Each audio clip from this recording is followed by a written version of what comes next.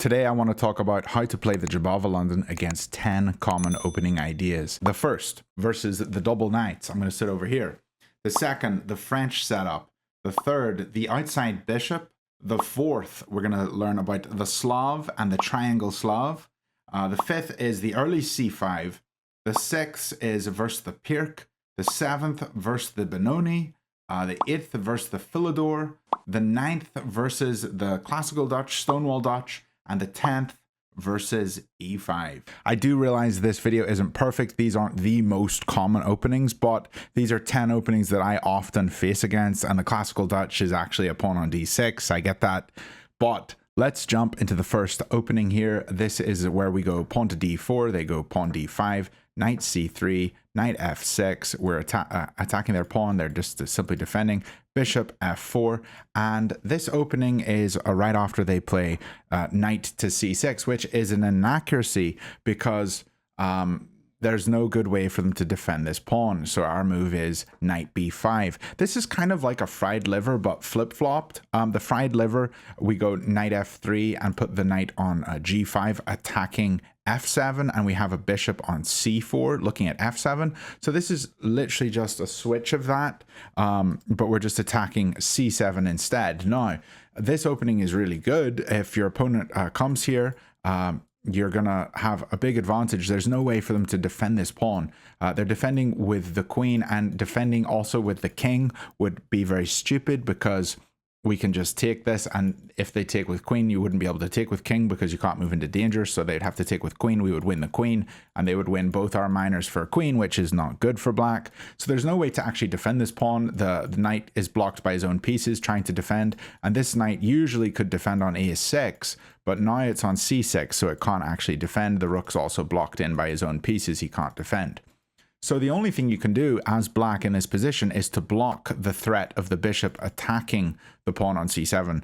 And so after they block, you can recapture both ways. I think the best way is with bishop so that you maintain this threat. And here, more often than not, they're going to capture your bishop. If they don't, they could throw in a spite check, but c3 stops that. So here they'll capture back and you can recapture. Now, they're going to see that their knight's in danger, and they're probably going to move it. Now, the best move is actually to play a6, where you would have to actually pull back and go after this pawn. You could go here and they go here, but this isn't a great position for white. You can capture here, and you're under a lot of pressure. Just black has more activity and is doing really well here. So if you do get attacked here, you'd have to pull back. But more often than not, after you capture this knight, their knight's going to move. And let's say they move into the center of the board. You can actually do a beautiful sacrifice here. Winning the pawn, they capture your queen, and you have a royal fork hitting all three pieces. The king's going to move, probably attacks your knight, and you can just jump here and grab the queen back. You are up 3 pawns. So a beautiful opening. If they don't go here, maybe they come over here to attack your pawn. Same thing. You can just capture, and if they recapture, we're doing very similar stuff, only now they're grabbing an extra pawn here. King moves, we take here, and yes, they can capture here, but we have the beautiful long castle here, and wherever this knight moves, like we can move here with check, picking up the rook if they don't move the rook. So rook b8 is a good move, or maybe king c6, getting out of the danger zone of the rook check. Let's jump into opening number 2. Lads, if you do want to download Noctie.ai, it's honestly such a good tool for practicing your opening theory. You can basically program it to play any openings, as many lines as the opening as you want, and then it'll play like a human for the rest of the moves that it's not programmed to play. It does this based on whatever ELO rating range you're in, so you can beat it, and then it'll go up a slightly harder rating range, so you can practice over and over and over again against the Englund Gambit, and get better and better and better at playing against it, because it's going to play more top level moves each and every time that you beat it. All right, let's jump into the second opening. The second opening is against a sort of French setup. It's not an actual French because we don't play e4, but d4, they go d5, we go knight c3, knight f6, we go bishop f4, the Jobava London. This is the opening position of the Jobava, and they play the move e6. And here I'm actually changing the way I play the Jobava. If you've watched any of my videos before, I've always just played e3 and then continued, but actually gives you a slight disadvantage. And I think the better way to play is knight b5, and this is the way I'm going to be playing going forwards. Knight b5 immediately attacks this pawn, and here they could throw in a spite check again. We can go c3, but they really only have one option here. They have to defend the pawn by putting their knight on a very odd square. So they put their knight out onto a6, defending c7, and we have two pieces looking here. Everything's good. Now we can go e3, and we're defending our beautiful knight here, and they're probably going to try to kick our knight away. Their best move is bishop e7, just getting ready to castle, kind of passive, but they'll probably more likely than not kick you away, and you just pull back. Here, their best move is queen b6, eyeing this pawn here. And instead of going rook b1, which gives you a drawn position, I like to play for tricks and traps. And this is a beautiful trick or trap, playing a3, giving them a free pawn, although it's not free, it's a poison pawn. If they capture here, their queen is now trapped. You can go knight a4, hitting the queen. The pawn hits here, the other pawn hits here. The bishop hits this square, the knight hits this square, the rook covers the other two squares, and the queen holds c2 and holds the rook. There's nowhere for them to go. c1 is also covered. This square is also covered by your knight. A beautiful queen trap. So if you are going to play this way, I say keep remembering a3, beautiful move. Now, they may not go for this. Their best move here, well, let's say here we go here, and they don't take the poison pawn. Their best move here is actually to push c5 or go bishop e7, get ready to castle. They might go for this. And here, I think the best thing to do is just to capture back. And they want to get their knight off of this kind of ugly square on the side. Maybe they capture here. Their best move is to capture this way. And after they capture here, we just go right back to b5. We just sit here looking at this beautiful square, and they have to. Their only move in the position is to move their knight again to defend here. If they do anything else, they're completely losing.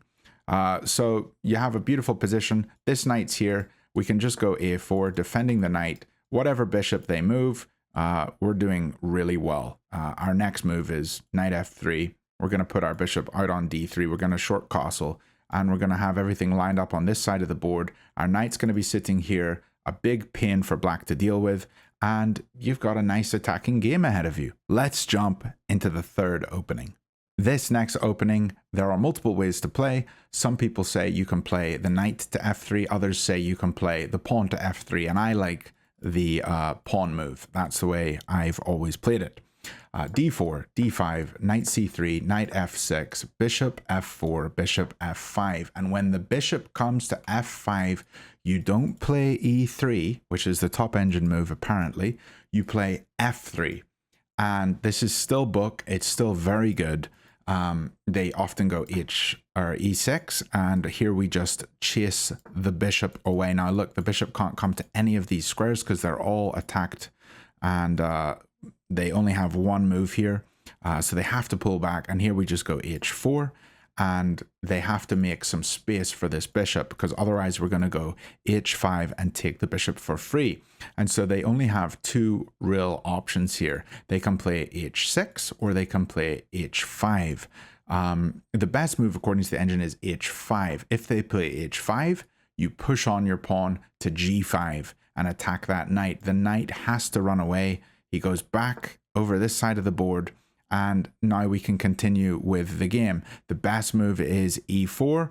I like e3, and then we can put our bishop here, swap off the bishops, and our queen is looking down this diagonal. It's a beautiful opening. If they play, instead of h5, they play h6, then we can continue with this plan. We go e3, and here, whatever black does, the engine is saying their best move is a6, not super common.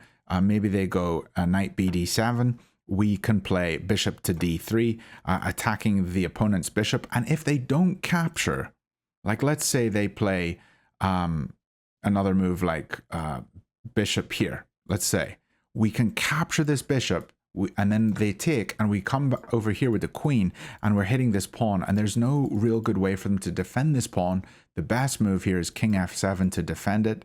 I've had this same position in a lot of my games.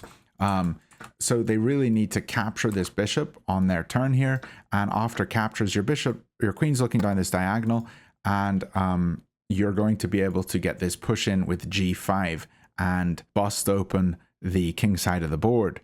Their best move here is c5. Maybe they play this. Their second best move is a6. Their third best move is c6.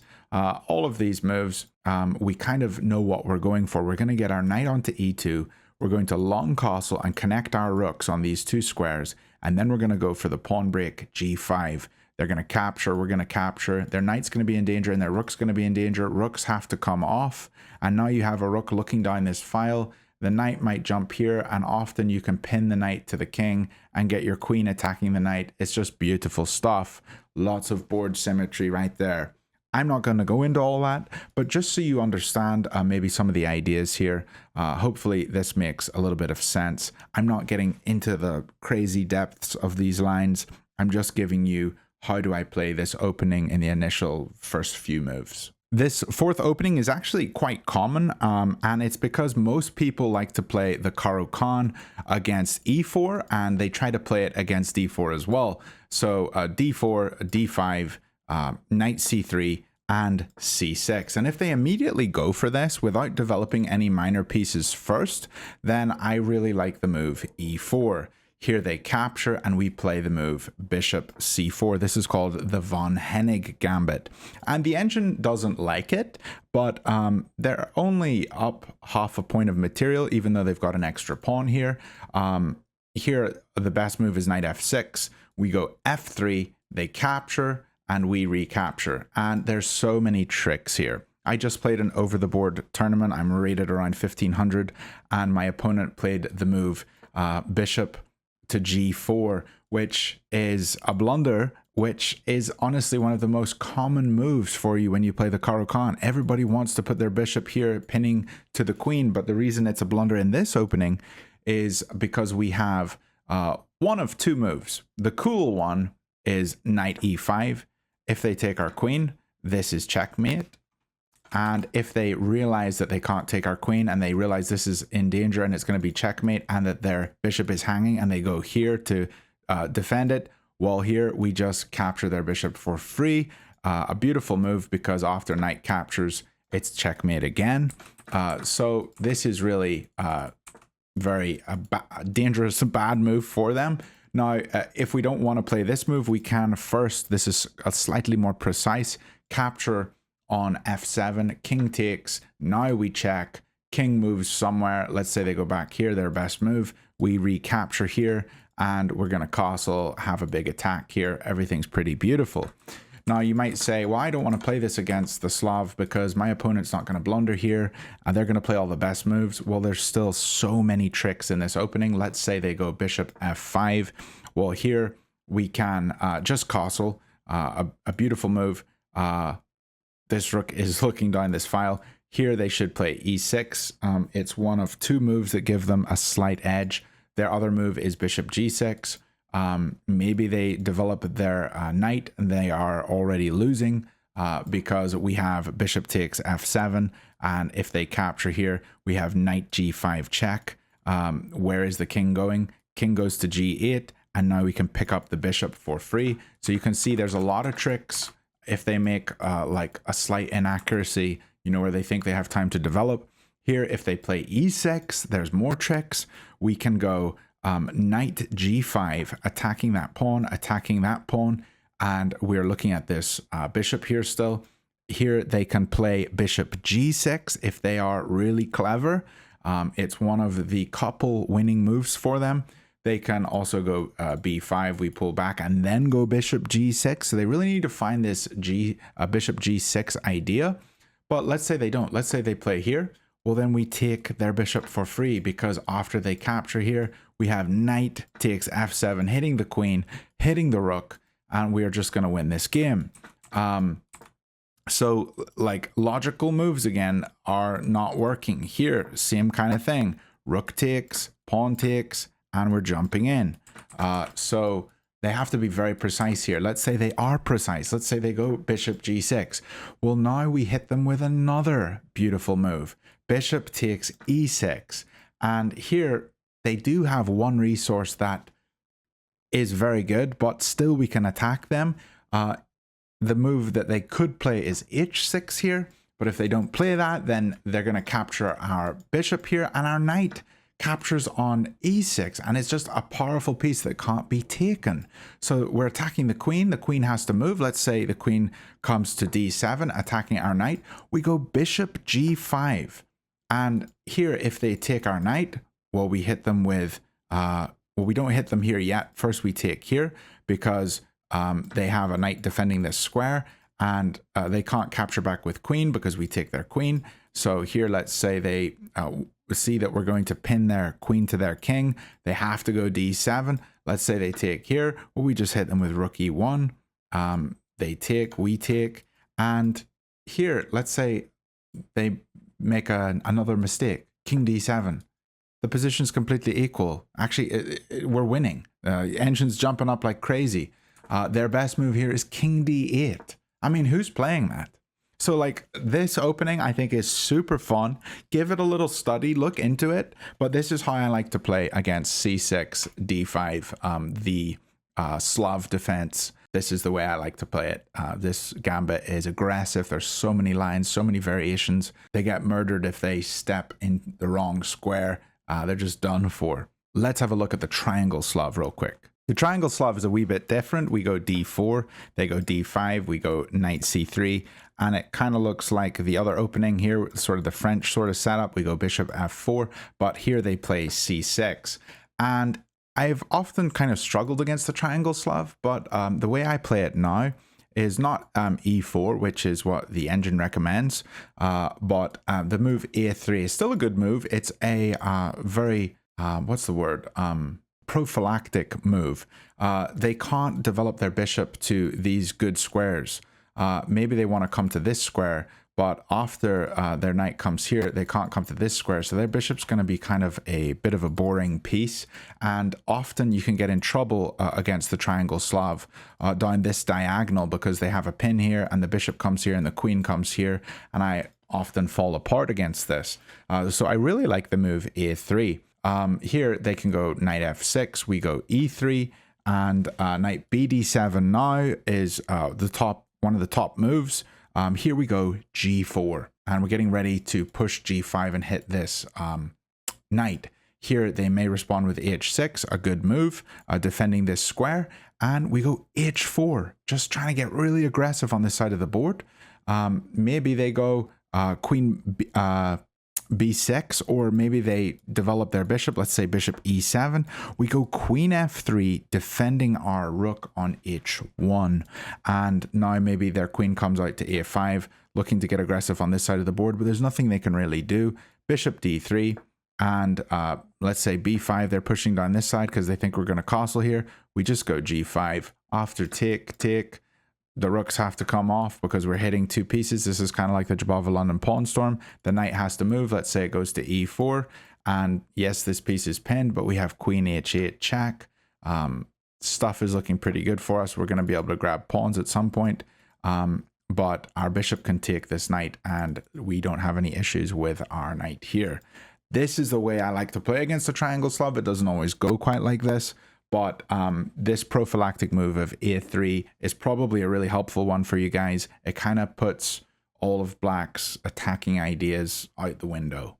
All right, let's jump into the next opening. This next opening is one that has always really bothered me. It's the early c5, not the Benoni, but d4, d5, knight c3, knight f6, bishop f4, and here c5. And c5 is annoying because it's opening up this queen, and the bishop can often get open on this diagonal very quickly. Hans Niemann in his course recommends playing the move e4, but a lot of other people, James Conti, Simon Williams, I think, both prefer the move e3. I think Daniel Naroditsky prefers e4 here. Both moves are good, but I like the move e3 myself. After having looked at a few different people's variations of this, I think this move is good. And here, there's a few different options. Now, Black's played c5, and maybe they want to just capture here. And if they do, it's the best move according to the engine, we take back, and now we have ideas of coming knight b5 and looking at this beautiful square here. If they go a6, stopping our idea to jump in, then we can just develop like normal and have a normal game. But there's no big threat against us, so we're going to be okay if they don't. If they play a6 here. If they play a bishop g4, well then we can go knight b5, and we are looking at this square. They have to defend here, and here we can just play c3, we can play a4, and life is good. This knight's being annoying, and their knight is always on a bad square. They can never get rid of our knight because they don't have a c-pawn that can move up to attack us. This is if they had taken the pawn. Let's say they push on. Well, if they push on, we just play e4 and attack the base of the pawn chain. They're going to play e6 and make that pawn chain a little bit longer. We just play e5, attack the knight. The knight has to run away, and now we can just develop like normal. This is all sort of locked down in the middle, but we can get some good development on this side of the board. Our bishop can come to e7, we can short castle, and eventually we can play maybe f4, f5, and have an attack on this side of the board. There's no real issue. We're able to get our pieces developed well. Another interesting line is if they don't take and they don't push, but instead they want to defend their pawn. Let's say they play the move e6. Well, here, knight b5, and you've sort of seen this before, knight a6, and we go c3, and we're going a4 again to defend. So this is totally okay. And the last one I wanted to look at is what if they play a move like knight c6, two pieces attacking this pawn. Well, here, knight b5 looks kind of dangerous, because what about queen a5 hitting this knight as well? Although it is defended, we have to stop the check, so we have to play c3, and we're looking at this beautiful square here with our knight and our bishop, and so they're probably wanting to stop this. The way they would do that, the only way they would do that, is e5, and here we can just take on e5. We can take two different ways. If we take with bishop, they're going to capture back here, but then we have d takes e5, and our queen is looking active here. We're hitting this pawn, and the knight is in danger here. Maybe they want to play the move a6. We can go here, e takes, they can go a takes, and queen takes d5, and we're just up a couple pawns. So this is fantastic. Yes, they take here, but look at their structure. It's disgusting. So there's a lot of different variations in this line, but I always say play e3 here. I think it's the safest, and depending on how your opponent responds, maybe they make a mistake like this. Maybe they defend the pawn here, and we can go in with our knight to b5. There's a lot of different transpositions, but often getting your knight to b5 against the early c5, your knight's coming to this square, and it's going to be annoying for your opponent to deal with, and you can just defend it with the bishop, defend it with the a4 move, play c3 to block any checks, and you're going to be doing totally fine. Let's jump into the next opening. This next opening is against the Pirc Defense, which is extremely similar, I should even say the same as the King's Indian Defense, but it's not the King's Indian Defense. The King's Indian Defense is only if you play as white the move c4. And as a Jobava player, we never play c4 because we have a knight on c3. So let me just show you the difference. This is the King's Indian. It doesn't really matter what move order happens here. I'll just play the moves. But knight comes to c3, and here, this is the King's Indian Defense, the normal variation. We have a pawn on c4, but against pawn on e4, pawn on d4, and the pawn still on c2, it is called the Pirc. So we're going to have a look at how to play against the Pirc here. So I go d4, my opponent goes, let's say, knight f6 first, knight c3, g6, bishop f4 or e4. Both moves are fine. I like e4 because it immediately threatens to hit the knight on f6. They go d6 to stop us pushing. We go bishop f4 to prepare a push. They go g6, or bishop g7, I'm sorry, And the move I play is a dubious move, and the engine will never recommend it, but it's extremely good for white. And I've played this against people over 2000 and beaten them. I played this against a 1950 over the board, and I beat him. And so the move I like to play here is the move e5. And you may say, Owen, don't play this stupid move. But why does anybody play a gambit? Because it's exciting and it's fun, and I get really good results with it. So I'm going to continue playing this. Now, the move that black has to play is the move knight to h5. It's the only move that gives him a winning position. But 95% of the time, your opponent will take the pawn here. Let's have a look what happens if he goes knight h5. If he does, the best move is to pull your bishop back to d2, and then you're just going to lose a pawn. And I don't like that. I don't want to lose a pawn, so I'm going to play my queen to f3, the second best move. And here, if he captures, you capture, you're defending this pawn twice, and it's only attacked twice. And so the only way for them to really get a big advantage here is to play the move pawn to c5, attack the base of your pawn chain, remove this defender so that they can then take this pawn. And this is, I mean, kind of difficult for black maybe to find all these moves correctly. Here we can just go d takes c5, d takes e5, hitting the queen. And right now the material's equal. We can go bishop b5. We're still having an exciting game here. Knight to c6, and here queen e3, getting out of danger.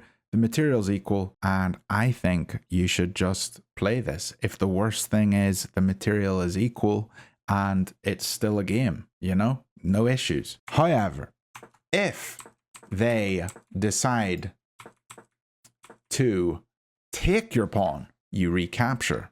And now we're hitting their knight. And here they have to find knight h5. And if they haven't found it already once, they're probably not going to find it again.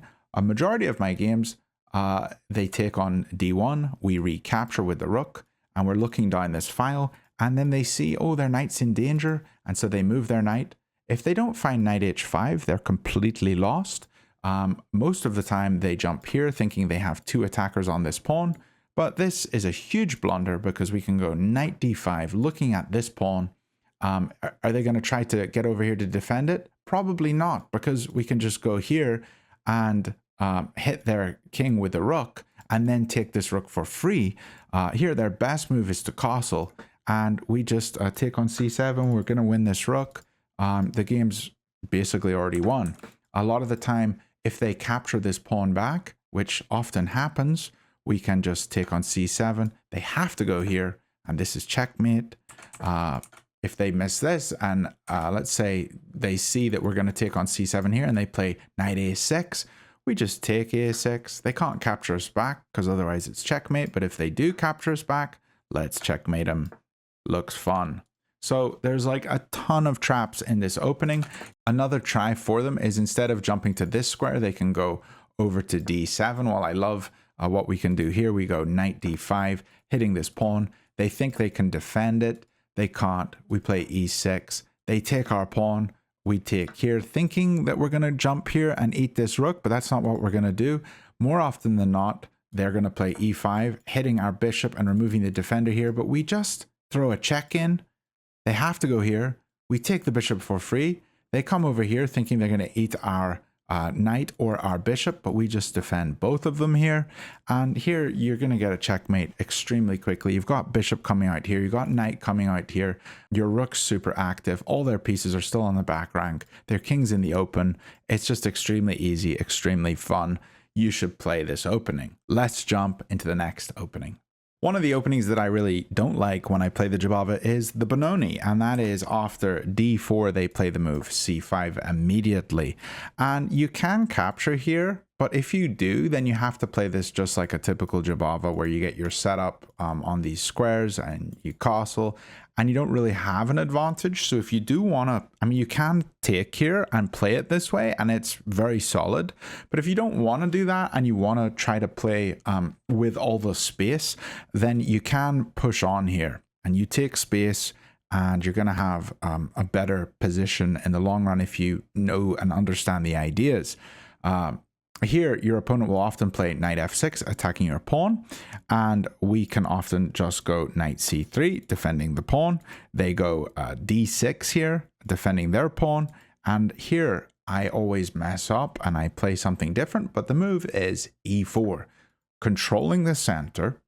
They go g6, wanting to get their bishop on this beautiful diagonal where it's often really good.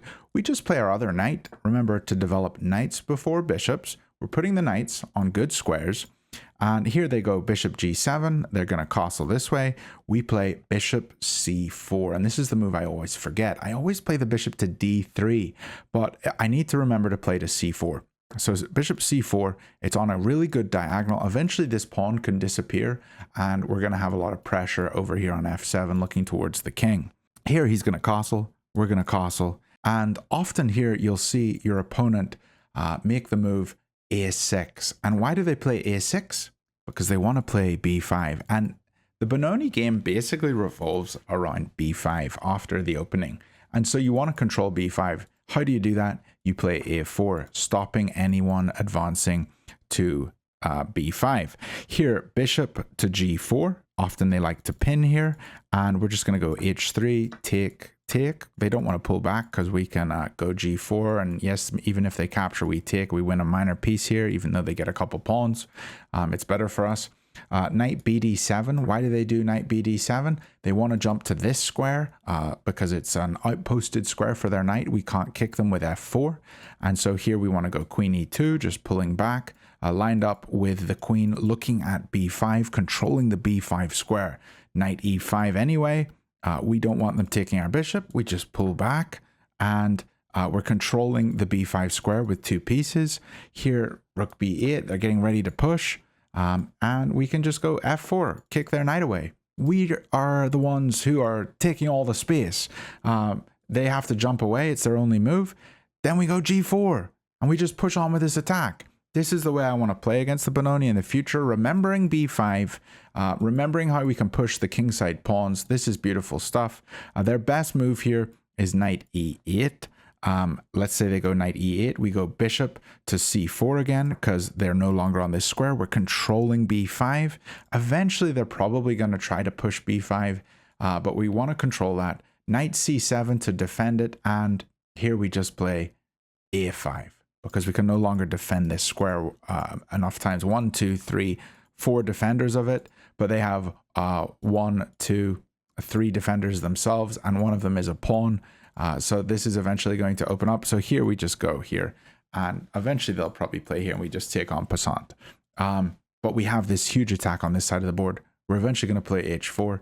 We're probably going to get some push here, and you just got a really fun, exciting game. You've got more space. Your pieces can position better. Often the game will go on a bit longer and you will keep the bishop pair, and they've already had to give up the bishop pair. And so this is how you should play against the Benoni. Hopefully this was helpful, but if you just remember bishop c4 and the knights onto the good squares, you're both castling kingside, and you want to control the center pawn on d5 with e4. Often there's a pawn break with f4, like hitting something here, but they're not usually playing here because we can take en passant.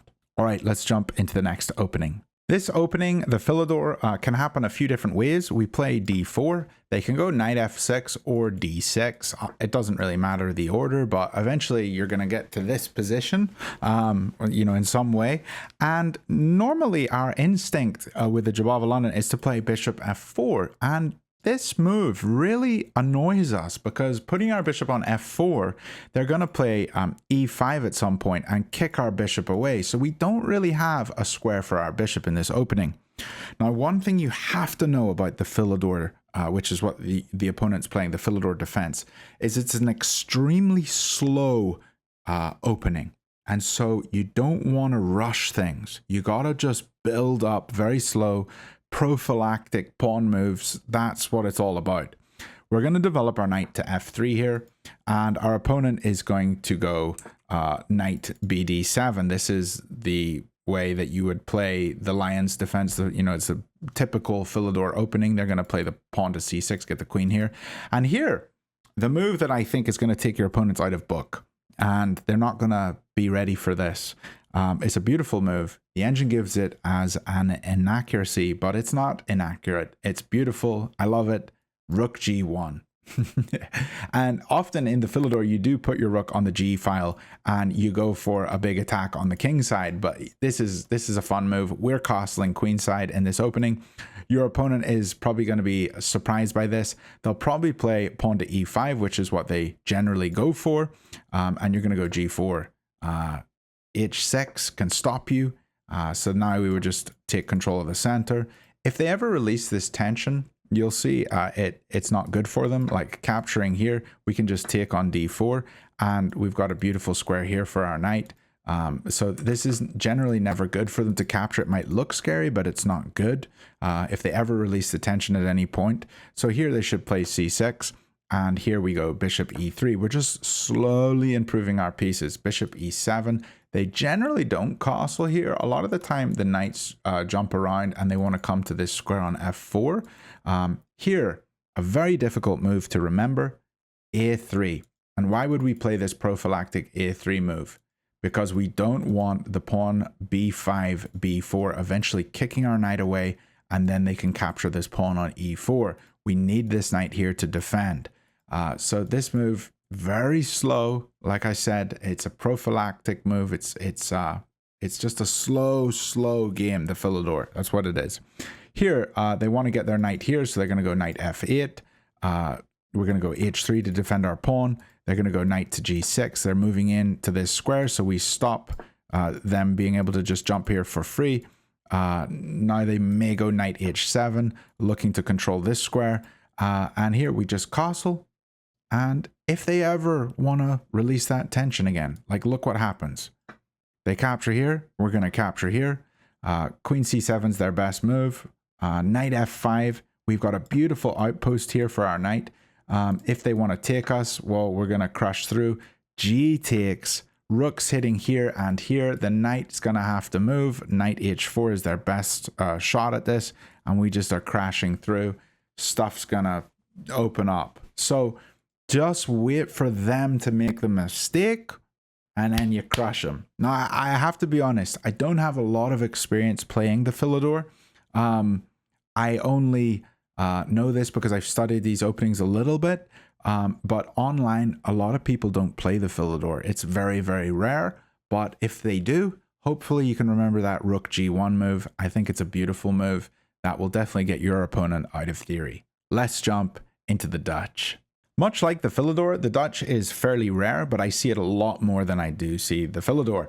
The move is D4 and they play F5. And the bishop doesn't usually come to F4 in this position because this dark diagonal here is often very weak. And so first we go knight C3. One of their top moves is going to be knight F6, and we're going to play our bishop to G5, just immediately applying pressure. This is often what I see when I play the Dutch. My opponents often bring their bishop out to G5, and I've had this opening, you know, from this perspective, the black pieces multiple times. Here, they have two kinds of options. The first is the classical Dutch, and then there's also the Stonewall Dutch. So let me just go over the classical real quick. So the classical, usually they have the pawns on these two squares, but they're going to start with this because they want to defend their knight. They don't want to double these pawns, and often they want to castle kingside, so they don't want to ruin this structure here. Here we go E4. This is a delayed Staunton Gambit. They're going to capture. We're going to capture. They can't capture us here because we take their queen for only giving up our bishop, and this is looking very good for us. So they don't capture. Instead, they have to go bishop E7. It's their only good move in the position. They've got to defend their knight, and we are the ones already attacking. It would be amazing if we could put the queen on H5 and give a check here, but now the knight can move, and we're not, you know, pinning it to a king, so it can still move. Here, you just want to capture the knight, and that might be counterintuitive because bishops are usually better than knights, but that's what we do in this opening. They capture back, and we go C3, defending our center, and we're going to be trying to control the E5 square. That's all we want to do here. They're going to castle, and we're going to play knight f3. They're going to go d5 most likely, and this square is the strong square we want to control, and we need to move our knight here. We're just going to capture off. They'll probably take with queen, lining up here, looking at this, but we have control of this square, and things are good. Let's say we go bishop d3, putting it on a good diagonal, knight c6, trying to control the square. We can go queen e2, controlling the square, and they go bishop d7, getting ready to bring their rook here to help support this. This is a backwards pawn as well. Here we can just castle. They're going to put their rook here, and we're going to go rook fe1. We've got lots of people controlling this square. Eventually, we're going to get a piece in here, and things are going to be okay. This is just an opening overview of how to play against the Dutch. This is giving you a 1.2 advantage. Your position is slightly stronger. Your bishop's more active than theirs. It's looking at the king. Theirs is looking at a pawn wall. And life is good. Let's have a quick look at the Stonewall here. So instead of playing the move e6, they could play instead the move d5. And if you see d5, all you got to do is play e3. Okay, this is the typical Jobava London move. You play e3, then they play d6, and they're controlling their Stonewall structure. They want to have this jagged stone wall here that is supposed to be undefeatable. Here we hit him with g4, and I don't usually get to play this move because I rarely play against the Stonewall, but g4 is beautiful. They can't take with a knight because we win the queen, and so here they're going to take with the pawn. It's their best move, and here we go h3, opening up the king side. Our rook's going to be super active. If they take here, then we just go bishop d3. Our queen's looking here, our bishop's looking here. We're going to be moving in with the thunderbolts. So a lot of fun. If they instead don't take and they push, we don't capture back because they're trying to close the G file so that we can't, use it for our rook. Instead, we play f4, and we're eventually going to get our rook to g1, and we're going to be fighting down this file here. This opening is a lot of fun. I would really like to be playing this more, but hopefully that gives you a cool idea of how you can use your pieces in an attacking, aggressive way against the Stonewall. Let's jump into the final opening in this video, the Englund Gambit. I used to be terrified of the Englund, and now I just love when I see it because I know what to do. d4, and the move from your opponent will be e5. Now e5 is scary because there's a lot of traps, but honestly, if they're not too difficult to avoid. So let me just show you a few of those traps. We take the pawn. It's a free pawn. And here, your opponent may play queen e7, or they may attack your pawn with knight c6.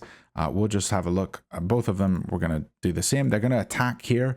We're going to put our knight on f3, defending. They're going to attack the pawn again, and we're going to put our bishop on f4, defending. So we're defending the pawn twice, and it's being attacked twice. Here, they're going to hit you with a check. And if you're not careful and you play something stupid like knight c3, well, then they can take our beautiful bishop on f4.